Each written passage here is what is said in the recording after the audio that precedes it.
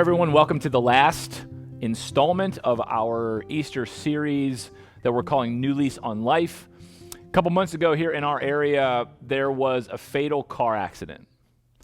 A 21-year-old kid was driving eastbound on a county road, and he failed to stop at a stop sign, and he hit a car that was traveling northbound, and the collision killed all 5 people in that northbound car. The 21-year-old driver who caused the accident survived. And I tell you that story because it bears on the topic that we're going to talk about today. We use this phrase, new lease on life, in our culture to describe someone who is at their lowest point in their darkest moment when they feel like maybe they can't go on. And then miraculously, they find new purpose, new meaning, that sense that they can try again. That's where Jesus' students were following his crucifixion. His death was their lowest point. It was their darkest moment. It was the time when they weren't sure if they could go on. But then following his resurrection, he began appearing to them and gave them a new lease on life. They were like plants rooted in these small pots. And the stories that they were telling themselves, the narratives going on in their minds, narratives of loss and confusion and fear and doubt and shame, was causing their spirits to sort of grow in on themselves. And what Jesus does when he appears to them is he uproots them, he breaks all those small stories up, and he replants them in bigger stories of hope and faith and love. So what we're doing in this series is we're looking at these resurrection appearances. We're looking at their stories because their stories are our stories, and what the risen Jesus did for them, the risen Jesus wants to do for us. In the opening week of this series, we looked at the story of Mary Magdalene, and her story was a story of profound loss. I tell you that story about the car accident. There's a family in our area suffering from profound loss. And I'm praying that the risen Jesus will meet them just like he met Mary Magdalene, and will give them a new lease on life, just like he did for her. But the other side to the car accident story is this 21-year-old kid who made a terrible mistake. He caused the death of 5 innocent people, and he survived. His story is the story of Peter when the risen Jesus appears to him. It's a story of deep shame. We saved this topic for the end of the series, both because Jesus' appearance to Peter is the last one chronologically, but also because I think this topic of shame may be the most important. It may be the thing that most profoundly impacts our day-to-day, week-to-week, month-to-month, year-to-year life, and certainly our spiritual life. Some of our darkest times and lowest points are moments of intense shame over something we did or something we continue to do. So we're going to look at Peter's story this morning. Here's the section that I want us to think about. This is in John chapter 21, and it starts in verse 13. This is how it goes. Verse 15. After breakfast, Jesus asked Simon Peter, "Simon, son of John, do you love me more than these?" "Yes, Lord," Peter replied, "you know I love you." "Then feed my lambs," Jesus told him. Jesus repeated the question, "Simon, son of John, do you love me?" "Yes, Lord," Peter said, "you know I love you." "Then take care of my sheep," Jesus said. A third time he asked him, "Simon, son of John, do you love me?" Peter was hurt that Jesus asked the question a third time. He said, "Lord, you know everything. You know that I love you." Jesus said, "Then feed my sheep. I tell you the truth, when you were young, you were able to do as you liked. You dressed yourself and went wherever you wanted to go. But when you are old, you will stretch out your hands, and others will dress you and take you where you don't want to go. Jesus said this to let him know by what kind of death he would glorify God. Then Jesus told him, "Follow me." The circumstances in Peter's life that precede the story that I just read to you are some of the most well-known in the Bible. Peter was Jesus' right-hand man. Peter was there from the very beginning. Every major event in Jesus' public life, Peter's there. Heard every teaching, watched every miracle. Peter was typically the first one to speak up. He was the first one to step up. In many ways, he was the leader of the band. He was the first person to publicly acknowledge to Jesus that he believed Jesus was the Messiah, Son of God. Jesus singled Peter out as the person who was going to lead the movement after he was gone. So Peter is a prominent figure in Jesus' community of students. Now, things in the story start to take a bit of a turn as it gets closer and closer to Jesus' crucifixion. Jesus starts talking a lot more plainly and openly about the fact that he's going to suffer and be tortured and ultimately be crucified. And initially, and I think we can all understand this, Peter doesn't want to believe that that's true. And so Peter, because he was typically the first person to speak up and step up, he sort of enters that space and does what I think a lot of us would do. No way, Jesus, that's never going to happen to you. That's not possible. You're not going to die. You're not going to be crucified. Jesus actually has to admonish him for that. I read Peter and I'm sympathetic. I think I probably would think the same way because I wouldn't have the mind to appreciate how Jesus is going to go about doing what Jesus is going to do, despite the fact that he's told me. It seems so counterintuitive and surreal. So Jesus has to admonish him, actually calls him Satan at one point, because Peter just does not understand yet how God does God's business. And so, of course, then Peter, in typical Peter fashion, he overcorrects. So he goes from, "You're not going to die, Jesus. No way, that's not going to happen," to, I'll follow you anywhere, Jesus. I'll go with you anywhere, even if it's to your death. If you go to your death, I'm going to go to my death with you. I'm in it all the way to the end. And again, Jesus has to gently tell him, Peter, that's actually not going to happen, at least not initially. In fact, not only are you not going to go with me all the way to my death, you're going to deny that you even know me. You're so confident that you're going to remain faithful to me and you're going to go to your sacrificial death in my honor or whatever. But what's actually going to happen is you're going to have an opportunity to just even acknowledge that you know who I am, and you're going to deny it. And of course, Peter initially can't believe that he's even capable of something like that. But sure enough, the night that Jesus is arrested, Peter 3 times is approached by somebody and with the question, "Hey, are you one of Jesus' disciples? Are you one of his students? Do you know this man? Are you with him? Are you part of his community?" And 3 times, Peter says, "No, I don't even know the guy."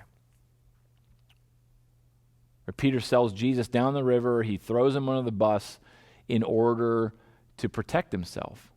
And in Luke's telling of the story, to sort of heighten the drama, but I think this is a really important feature to the story as it bears on this topic. In Luke's telling of the story, after Peter denies Jesus the 3rd time, Peter and Jesus lock eyes with one another. And the story says that Peter leaves weeping bitterly. That, to me, is a picture of shame. I'm choosing to talk about shame as opposed to guilt, and it would probably be helpful to distinguish those terms as we kind of move on, at least as I'm using them or as I'm distinguishing them in this message and in this story. Guilt is an internal sense of wrongdoing. Guilt is an essentially good thing. It's a healthy thing. The fact that we are capable of experiencing an internal conviction that something that we've done is wrong is the precursor to change, to moving in another direction. I am sure, at least I hope this is true, that the 21-year-old kid who caused that car accident feels a sense of guilt about what he did. While the event is tragic, that he feels guilty about it is a good thing. And it's not something that we should sort of swoop in and try to alleviate. Guilt is helpful in our lives. It helps us move in the right direction. The distinction between guilt and shame is that you have to add a social component to it. So typically shame is you can feel guilt internally. You can break a law, break a rule, even your own standards, and you can experience a sense of guilt kind of internally, whether or not anyone else knows what you did. Shame happens when someone else knows what you did and they express disapproval. Shame has a social component to it. It's not just that you did something wrong, it's that other people know you did something wrong, and you perceive that their perception of you has changed as a result of it. Now, not all shame is unhealthy. Like guilt, some shame is actually really good for us. And I know that there's a lot of rhetoric right now where shame is just always considered a pejorative, but that's not true. Some kinds of shame are really good for us and healthy, right? One of the most positive, powerfully transformative elements in our life is sort of group expectation.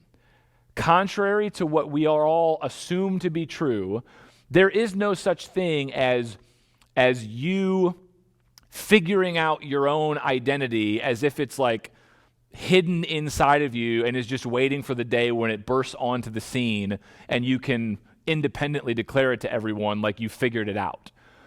Identity construction is always a dialogue between you and the environments in which you live and the groups that form you and shape you.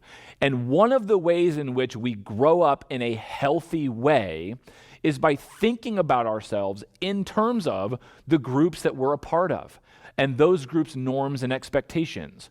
Part of how we figure out and find our identity is by being a part of a we. And so some forms of shame, when I do something that violates the community's or the group's norms, and the group knows about it, and they make their disapproval known to me, that can have a really healthy, positive impact on my life, assuming that the next step is that the group knows how to restore me to whatever behaviors are consistent with the group. That's when shame can be really helpful and really healthy. When someone can come to me and say, Mike, what you did is not who we are. It's not how we do life. And it's not who you are. It's not how you do life.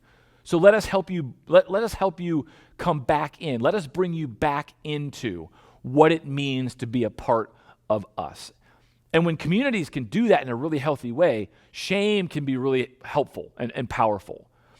Unlike guilt, though, shame can move in this really toxic direction. So when a community only ever expresses its disapproval of you because of what you did and has no mechanism for kind of restoring you or reinstating you to the group in a healthy way, well, then what ends up happening is you carry around with you not just the internal guilt that you did something wrong, but it turns into this self-evaluation that you didn't just do something wrong, that you are wrong, that you didn't just do something bad, that you are bad, that you're fundamentally defective, and because you're fundamentally defective, and this is really important, because you're defective, because you don't measure up, because you don't get it right, you don't belong anymore. That you sense around you all the time a kind of constant disapproval, that you don't measure up to the group. You don't belong to the group because you don't measure up. And that is super toxic. Shame, that kind of shame has been linked to all kinds of other psychological maladies, everything from depression to phobias to eating disorders. We are people who have to feel like we are a part of other people, that people see us and know us and enjoy us, that we belong to them. Everybody needs that. Shame, this kind of toxic shame I'm talking about, is when we do something that violates the community, violates the norms, but instead of being able to be kind of reinstated, we're just constantly, we sense disapproval, which leads to a sense where we're unworthy. We don't belong anymore. Nobody wants us. And that kind of shame is sadly a real issue in religious communities. And you can probably appreciate why that is. On the one hand, religious communities tend to have, relative to the surrounding culture, at least aspirationally, religious communities tend to have higher moral ethical standards. There's a longer list of things that we do and don't do because of our religious belief and conviction that, relative to the world around us, right? It's just bigger. The bar for behavioral belonging is a little higher in religious communities because of who we're trying to aspire to be. On the other hand, another feature of religious communities is the realization or the recognition that because of sin, none of us are ever going to actually reach that sort of behavioral bar. That we are constantly going to experience ourselves. We talked about this in our Lent series. We are constantly going to experience ourselves as people who do things we don't want to do and don't do things we do want to do. All of us, because of sin, experience ourselves a little bit as disintegrated. So we're all walking around with the possibility, the potential of, we know we don't live up to the standard. We're not going to live up to the standard, but nonetheless, there's a standard. We don't know how the community will respond to us if they knew the specific ways in which we don't live up to the standard. We're pretty confident that they would express their disapproval. Religious communities struggle. We tend to be a lot better at policing immorality than we are at healing and reinstating people who have failed or who struggle.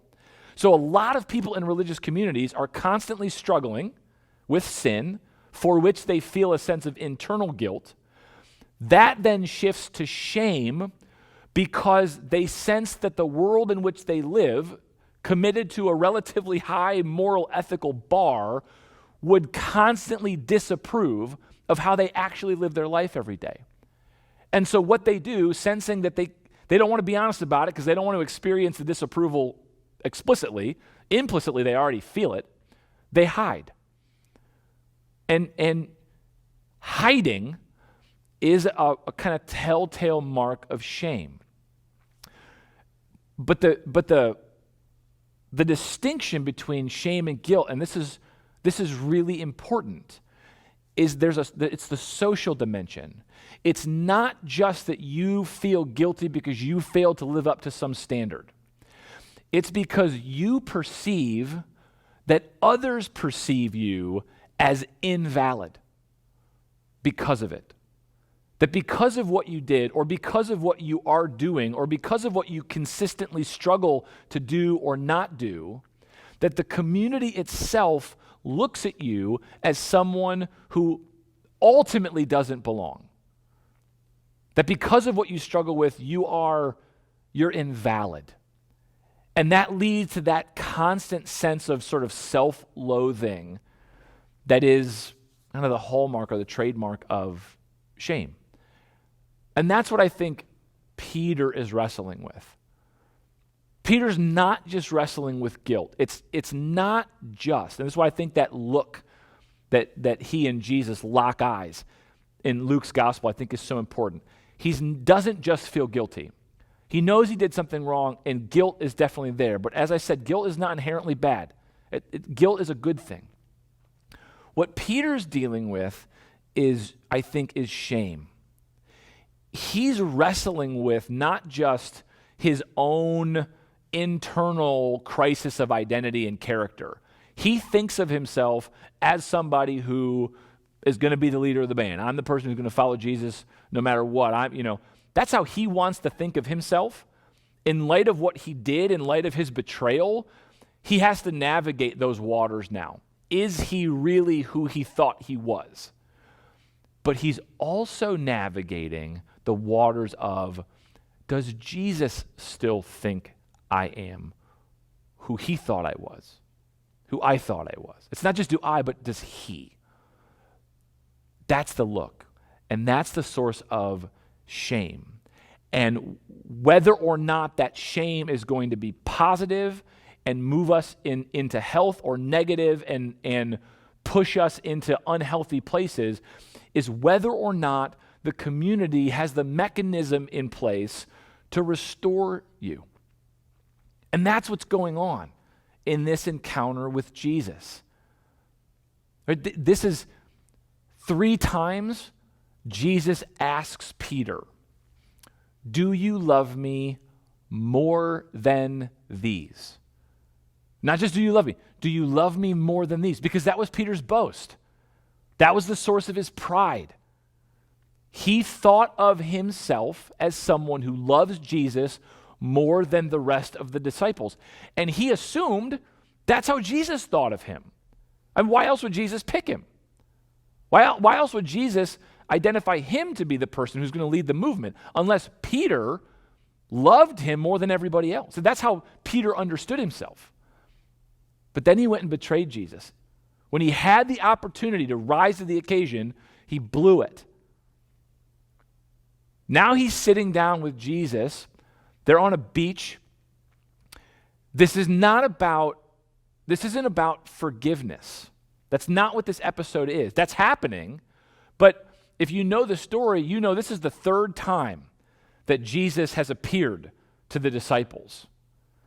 And in previous encounters, Jesus has said to them, peace to you. My peace be with you.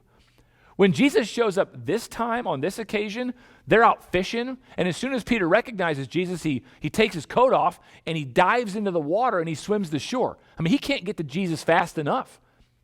So there's a sense in which Peter's not standoffish with Jesus. He's not worried that he can't be in Jesus' presence anymore, but he may be still wondering whether or not he still gets to be the rock that Jesus is going to build the church on. Because that hasn't been brought up. It's still hanging in the air. Peter's pretty confident Jesus doesn't wish him harm. Jesus isn't going to retaliate against him because of what he did. That's not exactly Jesus' way. But that doesn't necessarily mean that what he did does not, in fact, invalidate him for the role that Jesus had for him. It's still possible, I think, in Peter's mind that his denial of Jesus has actually invalidated him in Jesus' eyes. Not just in his own, but in Jesus's. See, that's shame. It's more than guilt. It's not just I feel like I did something wrong, but I perceive that you perceive that I no longer belong. That I'm spoiled, that I am now invalid because of what I did. I don't belong anymore. So this conversation is so pivotal. 3 times Jesus looks at him and says, do you love me more than these? It's the source of Peter's boast and pride, but it is now the source of his shame.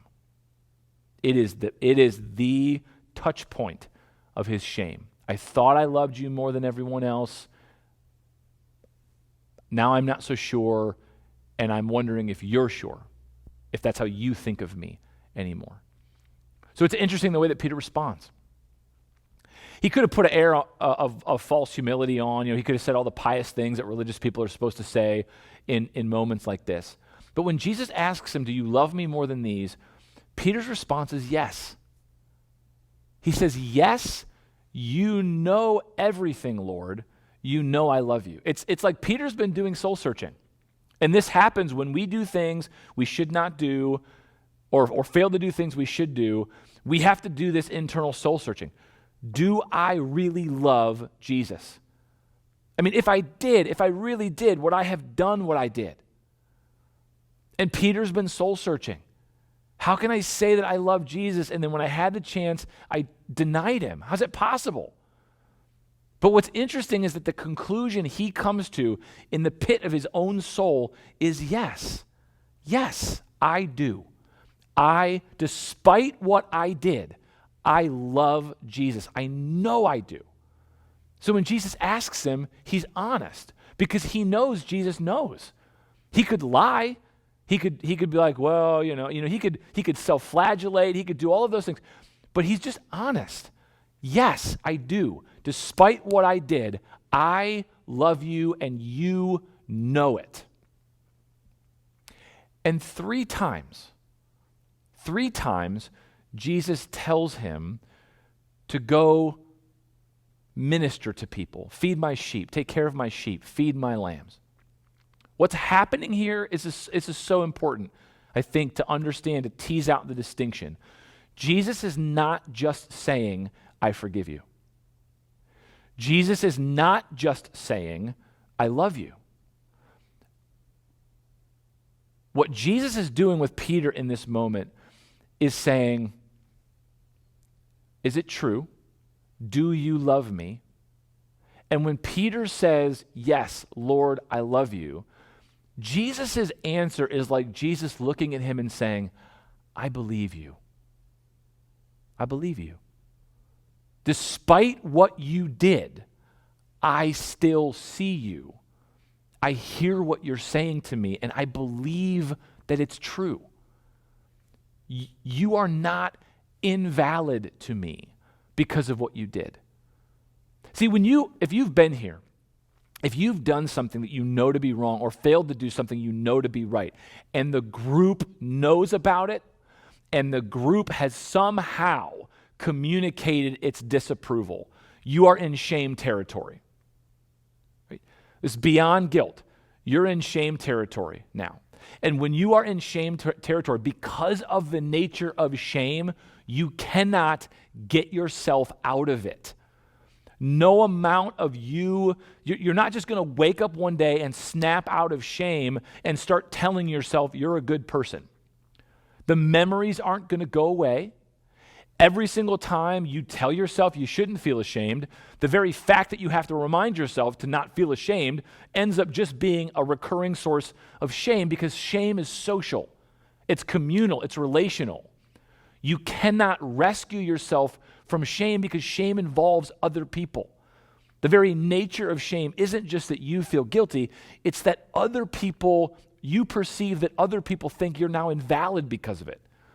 The self-loathing and that sense of self-worthlessness comes from the outside or your perception of the outside. It's the thought that you no longer belong to people because of what you've done. So you can't pull yourself out of shame. You have to be pulled out of it. And that's what's happening in this encounter. It's not just an opportunity for Peter to say, I love you. It's not just an opportunity for Peter to hear Jesus loves him. It's an opportunity for Peter to say, I love you, and for Jesus to say, I believe you. I believe you. That what you did does not invalidate you. That is a rescue from shame. It's somebody who disapproves of what you did looking at you and saying, that wasn't your truest you. That wasn't your truest you. So when you tell me that you love me, I believe that is true. And it's this moment of validation of Jesus looking at Peter and saying, you're not invalid. You're still my guy. You're still in. You still belong, right? that gives him this new lease on life. And that's the same is true for any of us in moments of shame. We don't just need forgiveness from our guilt. We don't just need an opportunity to affirm that we love God or even that God loves us. We need to hear from God that when I tell you I love you, you believe me. That what I did has not somehow in your mind invalidated the sincerity of my life or my faith. That is the rescue from shame. That's the moment of reinstatement. And it becomes the very source of then our life and our work in the world. Jesus telling Peter, go feed my sheep or take care of my lambs, feed my lambs, that's not coincident. It's not incidental. It's center. In fact, one way to think about this is the moment. I know Jesus called Peter the rock beforehand. Peter wasn't the rock beforehand. He hadn't become the rock yet. That's happening right now. When you become the kind of person who can go out into the world and actually take care of other people is because the risen Jesus has put his finger on your shame and healed it. That's the moment when you become the kind of person who's ready to go out into the world and actually care for other people. Because the guilt you've felt and the shame you've felt is the guilt they feel and the shame they feel. And the only way you'll know how to give them what they need is because Jesus has met you and yours. That's what's happening here. It's like Jesus looking at Peter and saying, I believe you when you tell me that you love me. Not only are you not invalid in my mind, but this very experience, this shame that you have felt because of what you did is now going to become the nuclear reactor inside of you that is going to give power and life to everybody that you touch. This is now what you're going to live out of in your life. You're going to go out into the world now as someone who has been healed by my validating presence in your life. And so you can go step into the lives of people, and their lives are train wrecks and dumpster fires. Their lives are a mess. They're constantly doing things they shouldn't do and not doing things they should do. They feel guilty. They struggle with self-loathing and worthlessness and a sense of whether or not they belong or whether they are valid to me. You know what that feels like, and you know what this feels like. You know what it feels like to have me look you in the eye and tell you that you still belong despite what you did. Now you can go and you can do that to other people. See, that's new lease on life. That's lowest point, darkest moment. How am I ever going to get past this? To the risen Jesus stepping into his life and saying, I believe you. You're not invalid to me.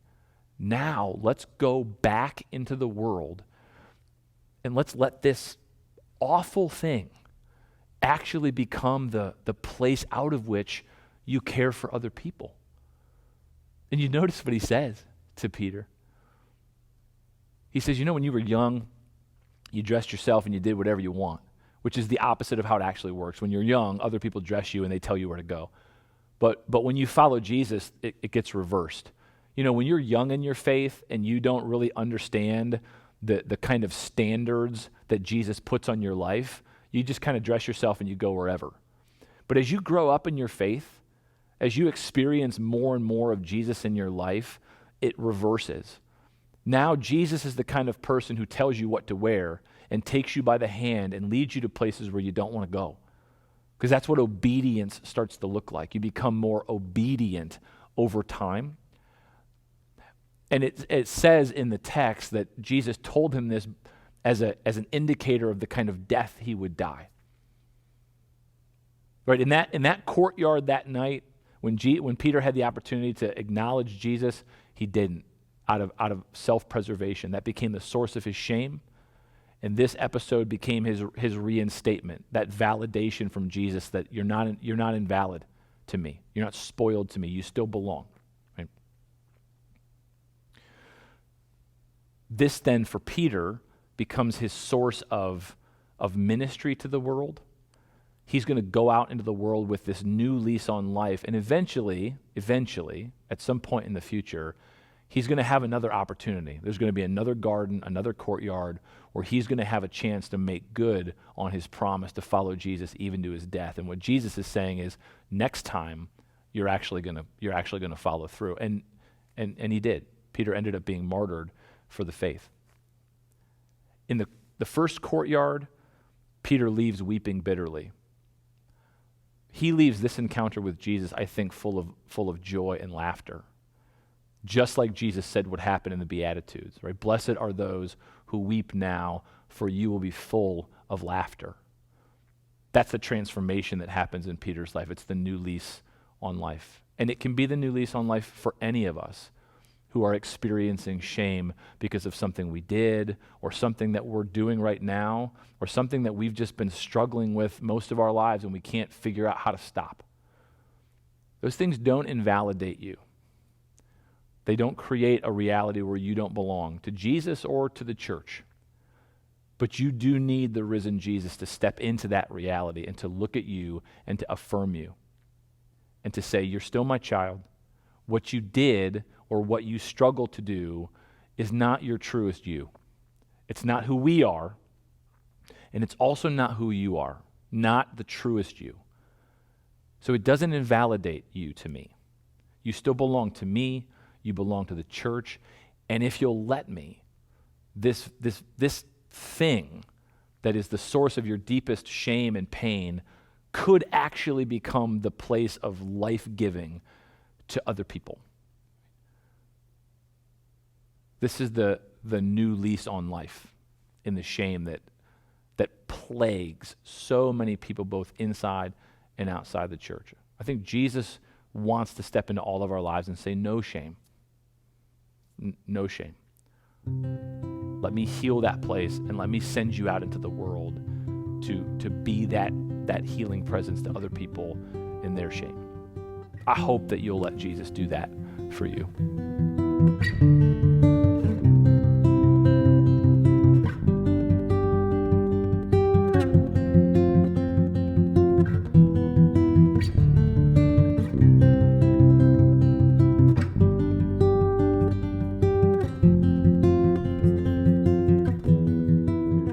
Thanks for joining us for this series. I hope it's been an encouragement to you wherever you are.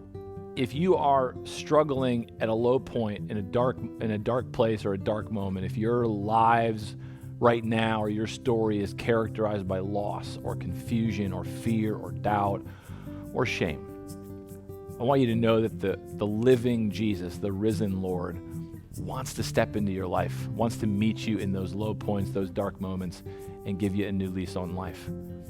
Pray and ask Jesus to do that in your life. Let me pray for you now. God, we thank you that you desire to come to us and to be with us, to reveal yourself to us and to lead us, and that oftentimes that happens when we're in our lowest points or in our darkest moments. I pray for all of us as we suffer with loss and confusion and fear and doubt and shame, that those would be the very places where we would most deeply experience your love and grace and affirmation and validation. And that maybe those would be the very places out of which we can love and minister and care for the people around us, the people in the world who are suffering from the same things. We trust you to do all of that. We thank you that you are always bringing life out of death. Pray that you do that in our lives and help us to be a help in you doing that in other people. We love you and we thank you for life with you and with each other. In Jesus' name we pray. Amen.